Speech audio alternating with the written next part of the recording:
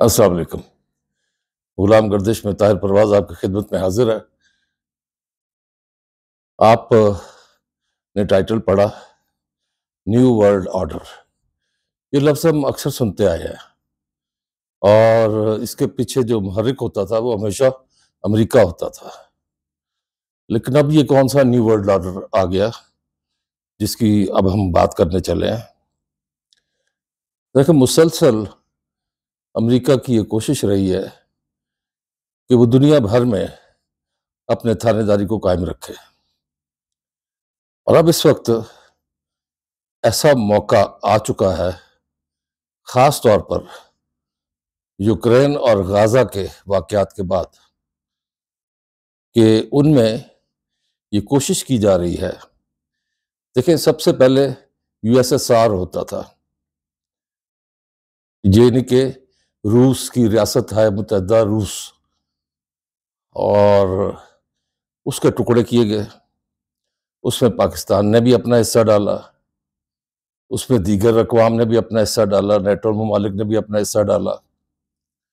और उस वक्त हुआ क्या कि अफगानिस्तान में रूस आ गया जी, जहाद फर्ज हो गया और मुसलमान मुल्कों से मुजाहिदीन चल पड़े। और वो उन मुजाहिदीन की हकीकत हिलरी क्लिंटन ने बताई थी।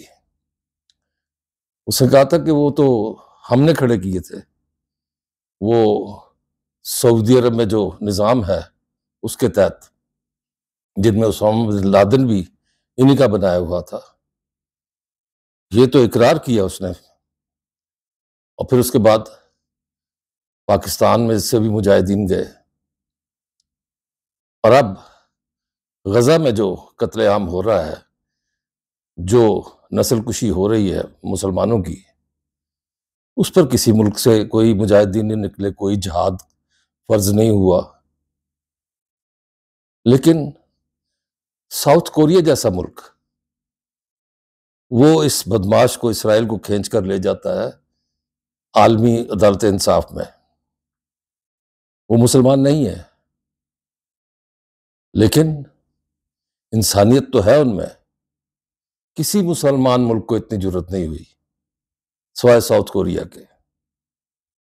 और अब वहां पे तो करीब करीब यमन है, सीरिया है, ईरान है, इराक है, उनके तरफ से जो दामे दरमे सुखने वो अपनी से कोशिश करते हैं कि किसी तरह इस बदमस्त हाथी को, जिसे पुष्पनाही हासिल है अमेरिका की, इसको नुकेल डालें।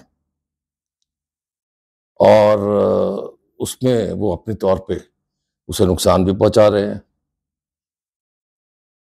लेकिन अब सूरत हाल कुछ मुख्तलिफ होती जा रही है, क्योंकि साउथ कोरिया और नॉर्थ कोरिया का तो आपको पता है। नॉर्थ कोरिया बिल्कुल दुनिया से कटा हुआ है, लेकिन वो रूस का एलाई है, और उसने रूस को हथियार भी दिए हैं, उसने अपने फौजी भी वहां भेज दिए हैं यूक्रेन की लड़ाई के लिए, जिस पर अमेरिका बहुत सीख पा हुआ है। और अमेरिका के वो जो क्या है, टोनी ब्लेयर नहीं, जो वजीर खारजा उनका, ब्लिंकन, वो चाइना से कह रहा है कि अपना असर और रसूख इस्तेमाल करके शुमाली कोरिया को बाज रखें। और उधर से जनूबी कोरिया जनूबी कोरिया ने यूक्रेन को हथियार देने का फैसला कर लिया है। ये जंग शुरू क्यों हुई थी? ये जंग इसलिए शुरू हुई थी कि यूक्रेन खुद को नेटो मेंबर बनाना चाह रहा था। उसके लिए वो अब ये कीमत अदा कर रहा है, और नेटो ममालिक उसको फुल सपोर्ट कर रहे हैं। अमेरिका भी खूब पैसे दे रहा है, जबकि अमेरिका के सदारती उम्मीदवार ट्रंप ने कहा है कि यूक्रेन को दी जाने वाली इमदाद को मैं आके ख़त्म कर दूंगा। अब इसमें आप देख लें कि अगर इतना बड़ा दावा ट्रंप कर रहा है, तो फिर तो ट्रंप की जीत यकीनी नजर आती है। वो कहता है मैं वहां से फौजें भी वापस बुला लूंगा, मैं 24 घंटे में यूक्रेन का मसला हल कर दूंगा। इससे आपको क्या पता चलता है? उससे आपको ये पता चलता है कि ट्रंप की तरफ से जो कोशिश की जा रही है कि ये जो इलेक्शन होने हैं उसमें एक वाज़ेह पॉलिसी उसने दे दी है। और वहां क्या हो रहा है? रूस में, रूस, चीन और शुमाली कोरिया, ये ट्राइका बन चुका है। इसमें जो करीबी ममालिक हैं उनमें अफगानिस्तान को रूस ने भी और चीन ने भी मराद देनी शुरू कर दी है। रही बात पाकिस्तान की, तो पाकिस्तान पर आलमी सतह पर जरा एतबार कम किया जा रहा है। अमेरिका की तरफ से ये जाती हुई हुकूमत जो है वो चंद मिलियन डॉलर इस मद में, चंद मिलियन डॉलर इस मद में वो मुख्तस करके कि ये क्या मौसमी हालात के लिए, ये इनके लिए, वो इस तरह करके बांट के दे रहे हैं।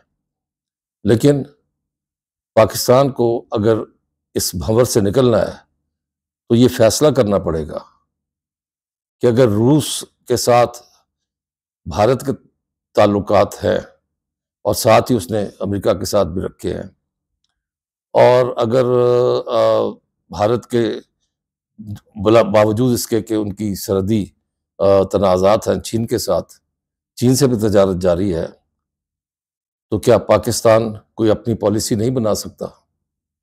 ये एक सवाल है जिसका जवाब आप मुझे देंगे। और मैं भी ये सोच रहा हूं कि कब वो दिन आएगा कि हम अपने पड़ोसी, अपने खित्ते के लोगों के साथ मिलकर इस मुल्क की बेहतरी के लिए कोई काम करेंगे, न कि सात समुंदर पार बैठे उस दहशतगर्द का साथ देंगे जो अपना मकसद निकल जाने के बाद आंखें माथे पर रख लेता है, और वो है अमेरिका। तो इस वक्त अमेरिकी सूरत हाल जो है वो ऐसी वाज़ेह होती जा रही है कि डेमोक्रेट जो है उन्हें शिकस्त वाज़ेह नजर आ रही है, जबकि रिपब्लिकन है वो कामयाबियों के नजदीक जाते जा रहे हैं, क्योंकि वो अब जो एक चीज है जिस पर रिपब्लिकन और डेमोक्रेट दोनों मुत्तफिक हैं, और वो है कि ये इसराइल की इमदाद बंद नहीं करेंगे। ये मैंने आपको पहले कह दिया था कि आलमी सतह पर जो असरात होंगे वो इतने वाजे नहीं होंगे। जो पहले हो रहा है वही अब भी होगा अमेरिका के इलेक्शन के बाद। लेकिन ये जो रूस और चीन और शुमाली कोरिया, ये जो ट्राइका है, ये खित्ते में नहीं, ये दुनिया में कोई बहुत बड़ी तब्दीली लाने वाली है। आप भी देखिए, मैं भी देखता हूँ। पसंद आया हो तो लाइक कीजिएगा और दोस्तों को शेयर कीजिएगा ज़रूर। और हाँ, अगर आपने सब्सक्राइब नहीं किया तो अब कर दीजिए। अपनी राय ज़रूर देनी है आपने। अल्लाह ने के बाद।